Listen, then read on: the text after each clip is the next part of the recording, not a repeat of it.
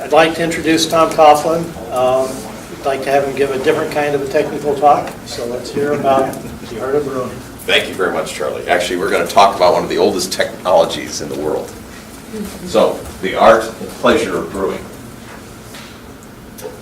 So here's an outline of what we're going to talk about. We're going to talk about the history of beer and its importance to mankind's survival. We'll talk about, in particular, a particular type of beer, because I'm going to actually show you a demonstration of making this stuff with some homemade brewing things. Imperial India Pale Ale, which is a history behind this as well, otherwise known as IPA. Actually, the history behind that's kind of interesting. It was supposedly, there's a place in England where they made a pale ale. It's a famous brewery, and they shipped the ale in kegs over to India. Apparently it was too hot in India to make good beer. Yes. So they shipped it in these sailing ships to go to India, and if they filled it full of a lot of hops, it tended to survive the trip without going bad. And so that's part of why the Indian Pale Ale is very hoppy. So we'll talk a bit about, I'll show you the recipe a little bit. We'll talk about some tips and terminology, since beer making is such an ancient art and science.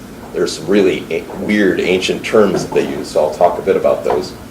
And then I'll show you making the beer, and finally, if you're interested in delving further or perhaps diving deeper into the art and science of beer, we'll give you some resources to use for that.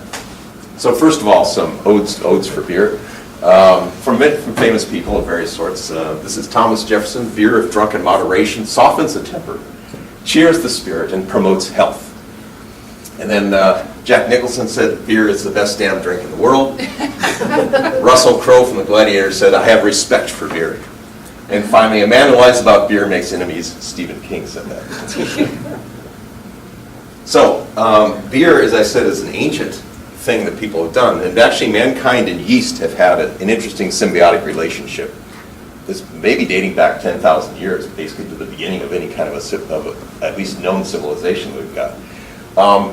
It's one of the oldest beverages humans have produced, dating back to at least the 5th millennium, so it's at least 7,000 years old. They found evidence on clay pots with some beer residue on them in Iran, dating from that far back, like 7,000 years ago. It probably dates back even further, it's just we have no record of it yet. There's recording of it in beer making and drinking in the earliest written records of mankind from India that we know about, from India and from Mesopotamia. And bread, of course, is also made with yeast. Like I say, mankind has had a very strong connection with yeast for a long time. They're both produced by fermentation. Here's yeasties, right up here. There's the yeast. And they're both produced by fermentation, primarily caused by yeast, which converts sugars to alcohol and generates carbon dioxide. That's why beer gets bubbly. Beer has all those holes in it. But it's also what makes the alcohol in beer, and also can provide the carbonation that it gets, although you can also introduce your own carbonation. Many early beers, in fact, seem to have been made from bread, further, fermenting bread, which is, basically you're baking a grain and then you ferment it. So they actually get made it with bread. So here's the way people generally will buy yeast today for making beer. They come in these things, usually refrigerated. And a lot of times you can get these, and you can you could use it for making beer, and you might be able to get maybe a couple more if you get a good starter going with it. Like with bread, you could do a couple more versions and still be give you more or less the same results. But the yeast does have a lot of variations, and and you generally can't just keep on using the same yeast to get the same results. Yeah. It's not sourdough. It's not like sourdough. Although you might be able to get wild yeast and do all kinds of fun stuff. And people have done that too. I mean, there's all kinds of variation that yeasts and bacteria too. And there's people that, like in Belgium, the lambics are made actually with bacteria as well as yeast. And they actually, they actually have these buildings. They never clean the buildings because they don't want to destroy whatever the culture is that results in the beer the way it is. You can imagine what some of these places must look like. So there's a long history of beer making and drinking. So here's a 3,900-year-old Sumerian poem. There's a 3,900-year-old Sumerian poem with images of drinking beer through straws, like this. And in fact, they drank the beer through straws because a lot of these were ales. They were what's called top fermenting beers. What happened is that the yeast and the residue would rise up to the top. Okay, and so it's a top fermenting beer. What they did, they used the straws to poke down through it. Now they can drink it without getting all the residue. So you can see both in in Mesopotamia and also in Egypt here, where they're using straws in order to drink beer. So if you see pictures of people with straws in various sorts of vessels, they're probably doing ancient beer making, drinking ancient beer. So the straws allow drinking the beer again without ingesting the residues, which are yeast, mostly dead yeast. What were the straws made of? Reeds. Reeds? Yeah, back in the old days, yeah. So beer and health. So the drinking of beer, so it may be a little bit different in Asia, but in Europe, because you boil the water to make beer, it actually would sterilize the water. So there are some people that say, and there may be some basis to it, that the survival of Western civilization, whatever, if it exists, right, was partially because they drank beer.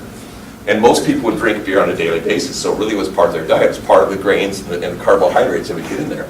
So it was drunk instead of water, which would kill you, by many folks, for instance, in medieval Europe. Generally, beer, that sort of beer was a relatively low alcoholic content for daily consumption. But it's interesting to think, people back then, 40 years old would be a pretty good age at that point.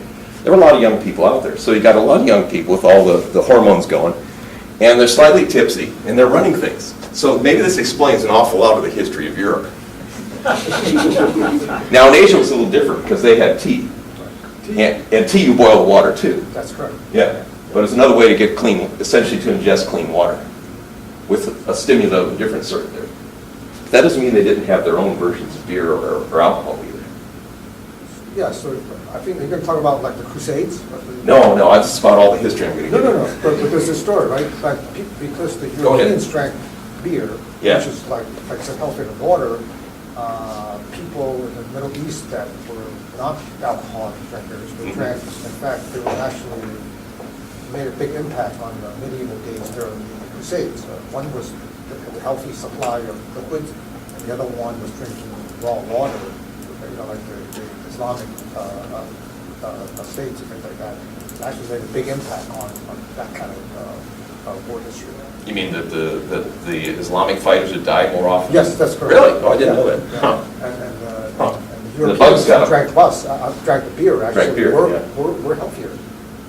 So beer promotes health. All right, and that's about all the history I'm going to give you. There's a lot more. Like I say, this is basically integrally tied. Fermenting stuff is integrally tied with human history since the dawn of knowledge that you sort of know about. So this is a particular type of beer, and the one that I'm going to show you making, in my home, in a friend of mine's homemade brewing apparatus. This is an Imperial India Pale Ale recipe. It actually comes from the Home Brewers Association.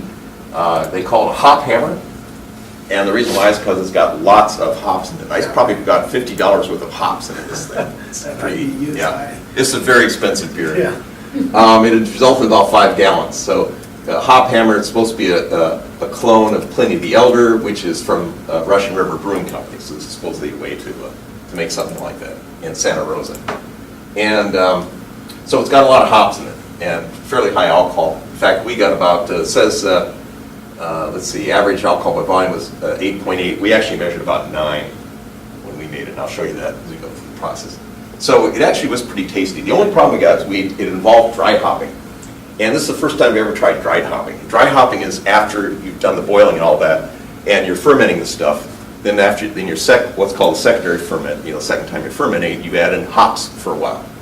We just dumped them in there, pellets, and they went all over the place, and we couldn't get them out of there. So it's basically it's unfiltered beer. Let's put it that way. When did they first start using hops in the beer? That was in the Middle Ages. I think sometime around 1000. Yeah. They actually that's another interesting thing. They used to use combinations of herbs in making what's called the groot. Oh, that's one of the terms they didn't put in here. Grout, which was the way that they bittered the beers. Oh, okay. And it had sage in it. It had rosemary. It had things like. Hops don't grow in the tropical Yeah, climates. yeah.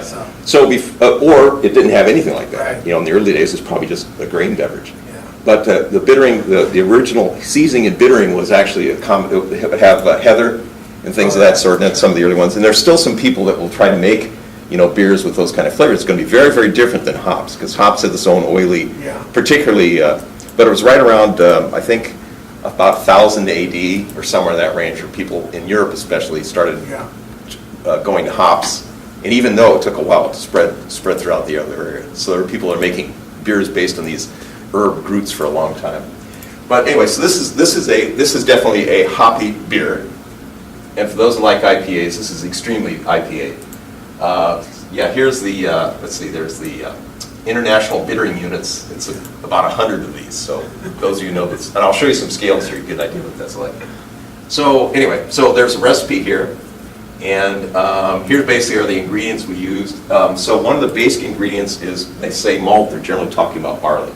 So barley is one of the basic grains that's used for making beer, and also used, by the way, for making many types of grain alcohols like whiskeys. And in fact, you go the next step from doing this, mash is a lot like a beer fermentation, and if you didn't distill it and do that, you're making whiskey.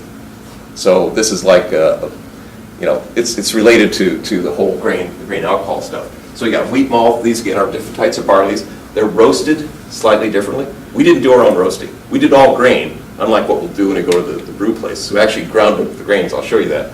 We didn't roast our own grains or do any of that stuff. Only so much time you got.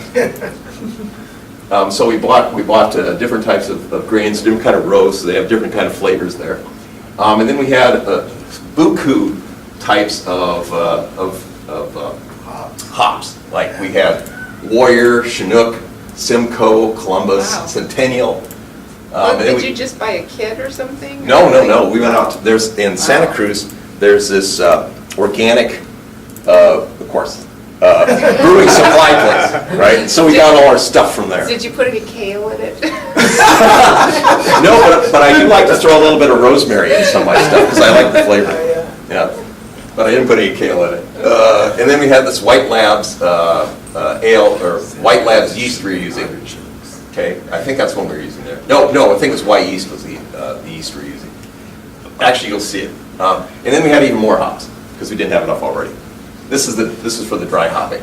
And there's a couple different types of hops well, we'll get into that when we talk about boiling this stuff, because there's stuff you put in, there's hops that have high IPU, the international bittering units you put in there to create the bitterness. And then there's hops you add later when you're boiling it to give it flavor. And then this adds even more of the hoppy flavor by putting it in there when you're doing the final fermentation. So here's the recipe here. So we mill them, we create a mash of this stuff, and then we put it in a bag. We're going to boil it. I'll show you the flow chart in just a minute here. Well, right, an engineer.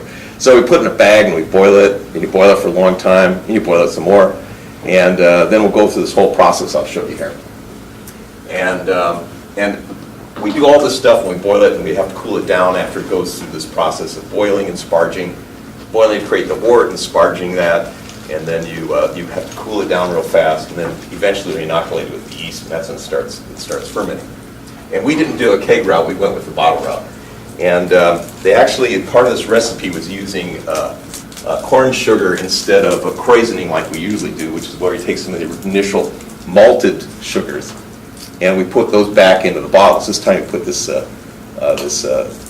corn sugar in it. And I don't know if it was that or that combined with those particles of the dry hop, the dry hops that got into it. But I for the first time, I had like 5 or 6 bottles explode on me, so I put them all in the refrigerator. And so put them in the refrigerator, the gas then can stay dissolved, and and actually, I also like relieve the pressure on the bottle caps a little bit, let a little bit leak out, and let it seal again. But even so, I lost one after that, so I left them all in the refrigerator. So just a little bit of story on it. Here is our Imperial IPA flowchart. So we choose our recipe, interesting, then get good water and grind grains, put the ground grains in a grain bag, and then we place it in water in a big pot, like holds 5 gallons of water. Put the ground grains in the grain bag and place in water. Okay, we do that twice. Then we boil the grain bag in water to create what's called the wort. That's this water with all this malts converting into sugars in the liquid. Then we boil what's called the sparge water. These are some of these terms we talked about. This is water that you use in order to try to extract as much from this grain bag, all the malts and stuff you ground up and put in this bag as possible. So you get all the sugars out of this thing. But you want to control the temperatures, or else you get some conversion, you get some bitterness rather than just the sugars. And so we sparge the grain bag with the wort, and this was water we boiled. Then we boil the remaining wort. This is stuff that keeps you from dying from those diseases, right? Then you want to rapidly cool the wort as fast as you can. Then we measure the specific gravity to get an idea of just how much sugar and therefore how much alcohol we should get. Then we add yeast to it. We install the water lock on our vessels.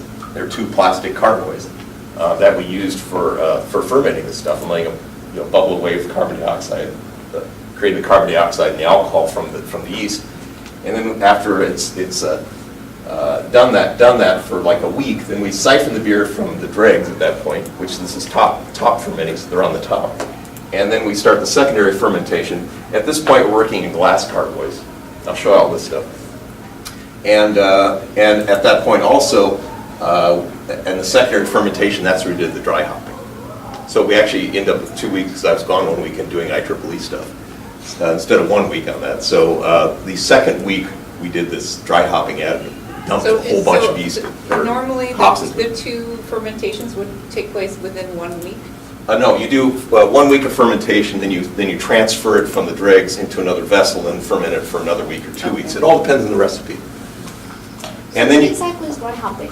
Dry hopping is after, so a lot of the hops are added during the boil. This is hops added after it's cooled and after it's fermented. And it's in the secondary fermentation. After the first week you ferment it, the second period of fermentation, that's when you add the hops. So you just throw it in like that? Yeah, well, I don't recommend.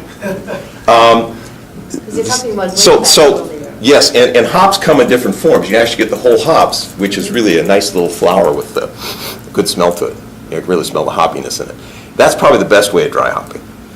There's these tubes you can get, which we didn't have yet, so next time I'll try to get one of these, that have like a 300 micron mesh. Okay, and especially in a glass carboy, because you want something that's going to stay skinny. The thing is, when it gets wet, it swells, right? So if you want to get it out of the vessel again, you're going to have to put it in something that you can, unless you want to cut it open, you're going to have to put it in something that can do that. So you can get these tubes that'll fit down in there with the hops in it. That's the best way of doing it. And that way you don't get hops all over everything, especially these pellets, because the pellets fall apart. This, live and learn. This, like I say, this is the first time we tried the dry hopping, so you guys are getting the raw.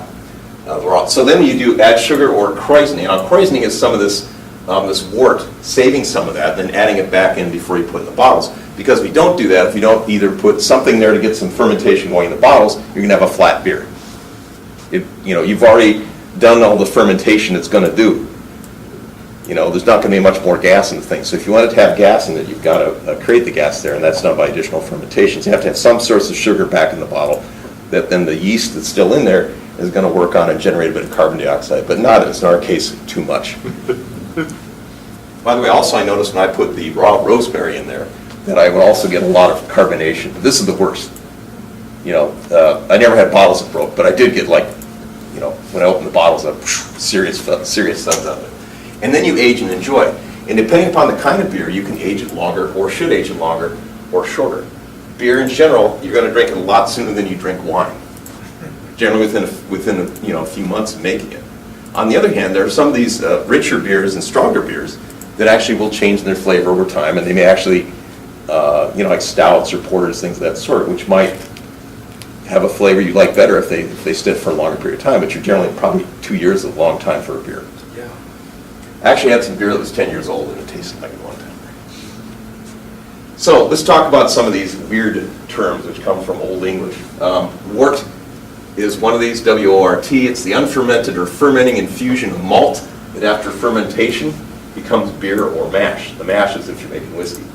So apparently that's an Old English word. And then sparge is to scatter or sprinkle. It's actually from Latin. And sparging, also called lautering, is a step at the end of the mashing process where you run hot water through the grains that you've already boiled water in to extract every bit of sugar, every bit of this grain sugar that you can out of this into the boiled into this wort, so you can put every sugar in there, and you boil it down a bit, and that wort is later boiled and fermented then to produce the beer. So those are a couple of terms. Cleanliness is very important, unless you want to get some interesting results. So far, we have sanitizers, iodine, or other types of sanitizers we use on everything. We're always cleaning stuff. And when you see the place we did this in, you will also see why it's a real good idea that we did that. We did this in the garage. So there's but cleanliness is very important for all the tools, for the siphons, for everything you do. You think you want to clean the stuff and keep it clear and clean. And part of it is not to introduce bacteria or stuff or a wild yeast. Now, if you want to experiment with wild yeast, you can do that later on. You never know what you're going to get. There's even, as I said, some people put bacteria in there to get interesting flavors in the beer, which may be too interesting to drink, but might be good too. But even though our surrounding environment isn't that sterile, as you will see, taking these steps has prevented any bad beers so far. So, let's take a look. It all starts with good water. So some people will get water and they'll add minerals in it to make it look, act like a place in England that has a certain type of water, and they've characterized it. But we just used deionized water from the kitchen sink to fill up these plastic carbonates. So there's a lot of mythology about water where dissolved minerals lead to the best taste. It takes a while with these home DI units to fill 2 5-gallon vessels. They're old water bottles that we aren't using anymore. So it would take basically a few hours just to fill this thing. So fill it, you get it going, the deionizer runs out, you let it recharge, and then you fill some more. And then we've got all these ingredients like buku of hops. And there's the inside of a hop bag. These are the pellets. Okay, you can also get hops as flowers and things of that sort, but pellets is a common form. This is measuring grain. Of course, you have to have a little bit of brew to appreciate the process as you're going through here. But that's some grain, so we're measuring the grain, and there's measuring some hops with a little tiny, cute little scale here. But, so we measure the ingredients. We try to get things as precise as we could in terms of the amount of water, in terms of the ingredients we're using. And here's a formula to figure the bitterness of a beer. This is how the international bittering units are defined. Okay, it's the weight of the hops times the alpha acid percentage, that's the alpha acids that give the bitterness to the beer, times how much alpha acid is used during the boiling process. I guess you have to take their word on that.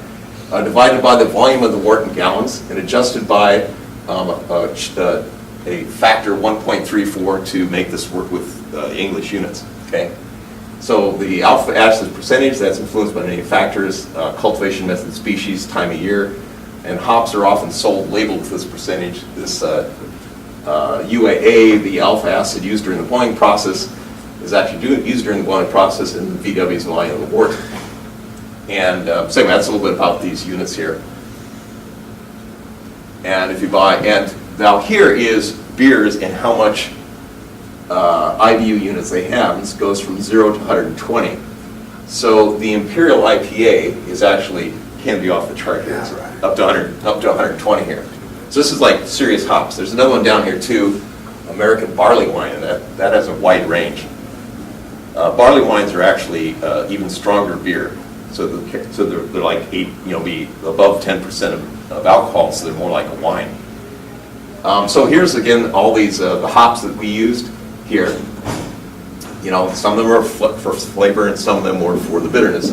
And you can see we are making an extremely hoppy wine here, which has a real hoppy bitterness. There's some wines where you focus on the malty flavor, which is from the grains itself, and some that focus an awful lot more on the hops. I do like hops, so this is good. But there's some really good malty beers as well. All right, so here we're grinding grain. Now you can automate this and not use human labor, but we use a stupid human to help grind this stuff here. So here we're grinding this thing into this bag, and we throw all these different grains there. We grind them up into. So it looks like that, right? Now here is a yeast starter. So this is we got that yeast we got yeast, and we'll put it into a little vessel. We got its own little bubbly thing because we keep putting some sugar into it so you can keep the yeast alive. And anyway, that's what that might look like.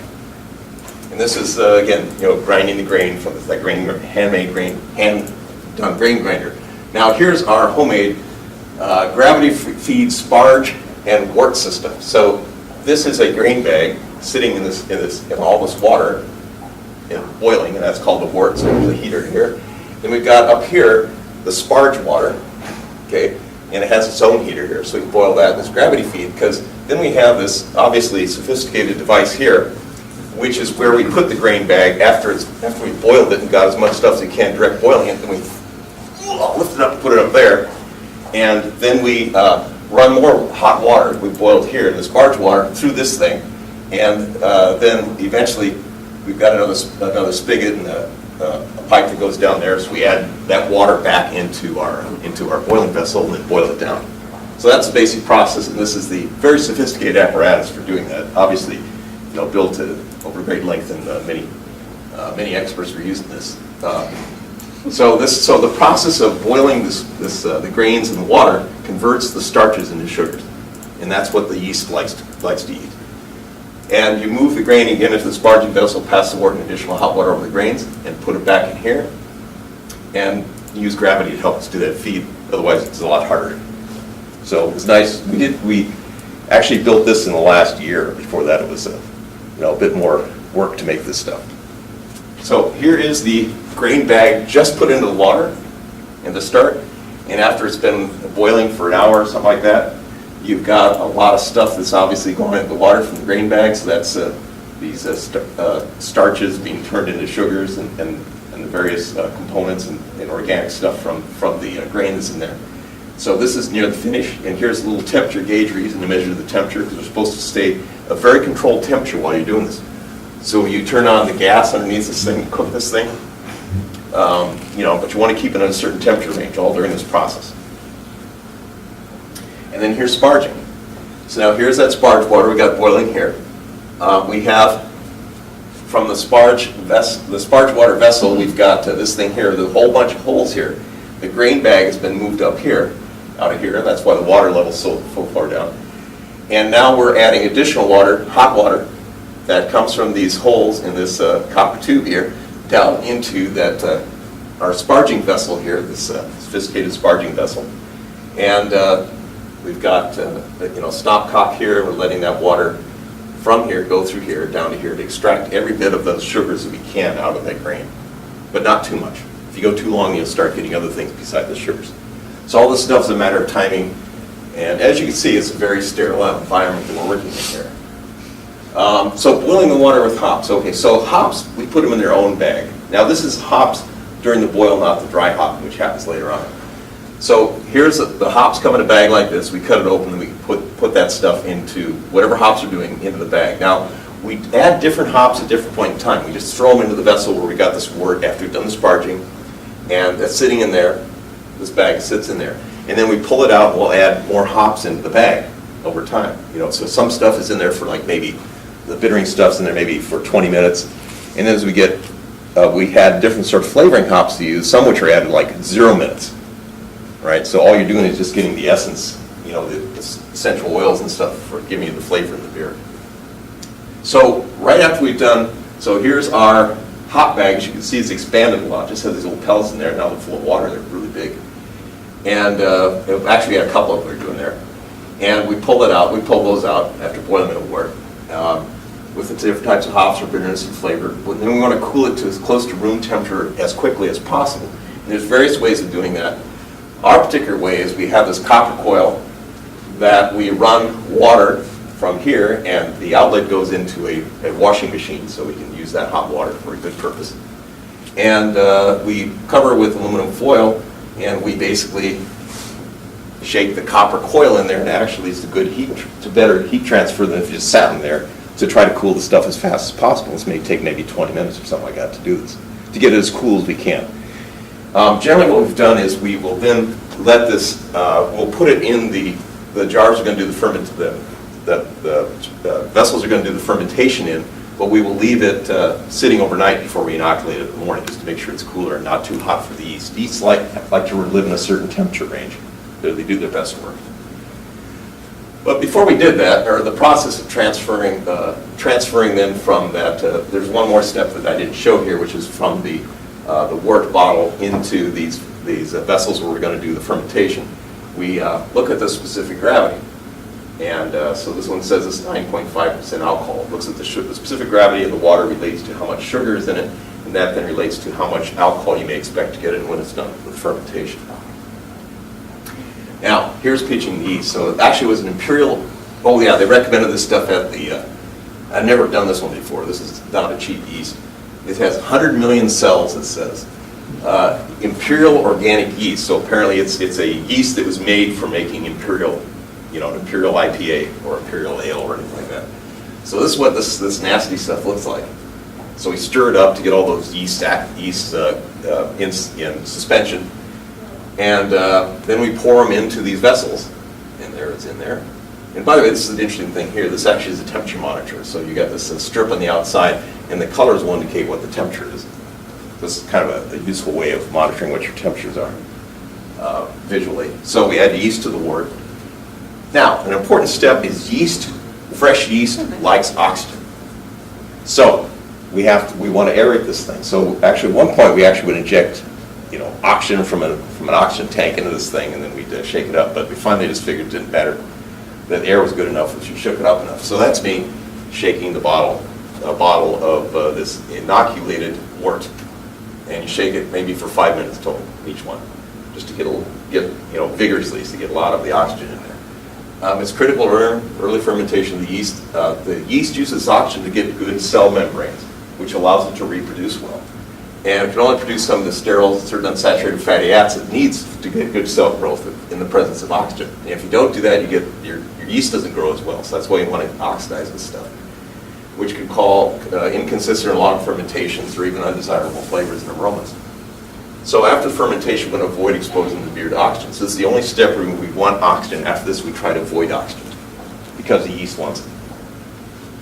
So now as you can see, we got nice and frothy liquids here, which is all that oxygen that we put in there. It's all inoculated. It's got yeast in it. And Is that plastic or glass? this is plastic here. The second step, the secondary fermentation, we use glass carbonates. These are just old plastic water bottles. And then we put the airlock on the top of it, which seals it, so it keeps air from getting into it. But it allows the carbon dioxide to bubble out of it without blowing up the bottle. And then we heated this thing in a plastic thermos vessel, and we used a fish tank heater to heat the thing, to keep it at a uniform temperature. And then and so here we're testing the fish tank heater to make sure that we can get a temperature. And then we actually had a circuit for controlling that temperature and turning the fish tank heater on and off. And here is the igloo thing that we did this on, and we covered them up with plastic. You also want to keep beer away from light if you can, because that could cause it to degrade. So, we try to protect it from the light.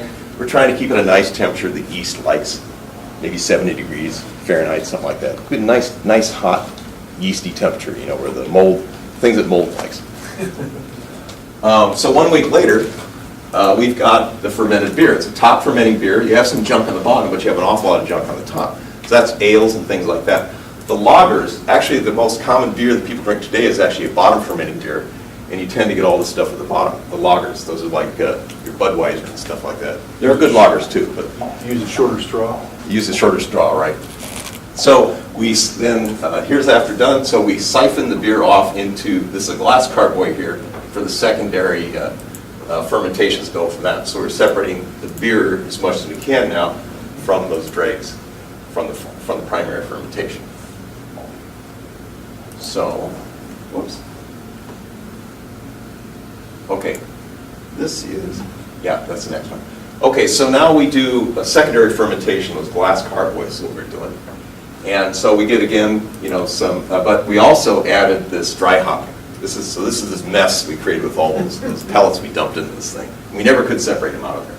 I mean, some of the stuff deposited on the glass, but it was just really hard to clean it up. But we added adding hops to fermenting beer in the secondary fermentation is what's called dry hopping. It adds an extra hoppy flavor to stuff if it wasn't hoppy enough already. The dry hopping adds additional hop flavors, and we put the pellets directly into it. I said before, if we did this again, we probably would refine that method, get some extra equipment or make some extra equipment. So the hops end up being suspended in the beer, and we never could get it out. So we basically have unfiltered beer with hops in it.